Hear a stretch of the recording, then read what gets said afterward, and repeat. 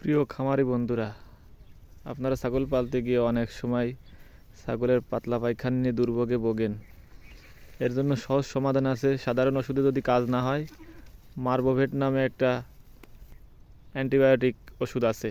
এই ওষুধটা একটা ওষুধ 3 ভাগ করে, 3 ভাগের 1 ভাগ যদি 2 বেলা করে খাওয়ান, একটা ওষুধ 3 ভাগ করে 2 বেলা করে সকালে বিকালে যদি খাওয়ান, ইনশাআল্লাহ আপনার ছাগলের পাতলা পায়খানা ভালো হয়ে যাবে। আর সাথে দিতে পারেন স্টোমাভেট বা জাইমোভেট, যেটা পেটের গ্যাস অস্বস্তি দূর করবে, মুখে রুচি ফিরিয়ে আনবে।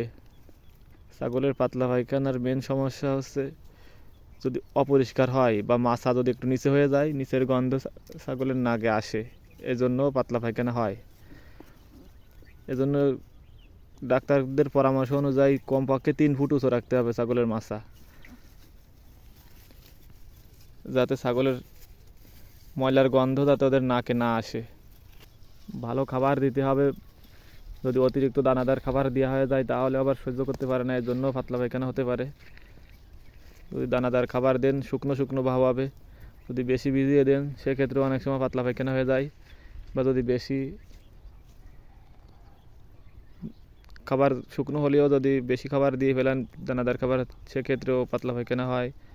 পানির ভিতরে যে ঘাস, এই ঘাসের ভিতরে বিভিন্ন প্রকারের জীবাণু থাকে, এজন্যও হয়। ছাগলকে পানির ঘাস কম খাওয়ানো ঠিক। ছাগল সবসময় পরিচ্ছন্ন পরিবেশে থাকতে পছন্দ করে বা রোগবালাই মুক্ত থাকে। আপনারা যথেষ্ট চেষ্টা করবেন যে সবসময় ভালো রাখবেন, ভালো খাবার দেবেন, ভালো পরিবেশে রাখবেন, জীবাণুনাশক দেবেন গোয়ালের ভিতরে নিচেই, চুন অথবা ব্লিচিং, তাহলে আপনি লাভবান হতে পারবেন, আপনার খামার সফল হবে। ছাগলের বাচ্চা হওয়ার 20-25 দিন পর অ্যাডেকভেট পাউডার খাওয়াবেন, কৃমিনাশক দেবেন, জিঙ্ক কেয়ার খাওয়াবেন। দ্রুত আপনার ছাগল হিটে চলে আসবে। ছাগল যদি দ্রুত হিটে না আসে, সেই খামার কখনো সফল হয় না।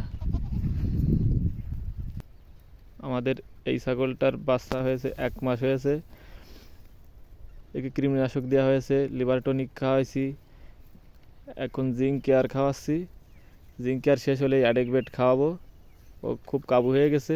এটা আমাদের কেনা ছাগল, স্বাস্থ্য ভালো হলেই হয়তো হিটে চলে আসবে।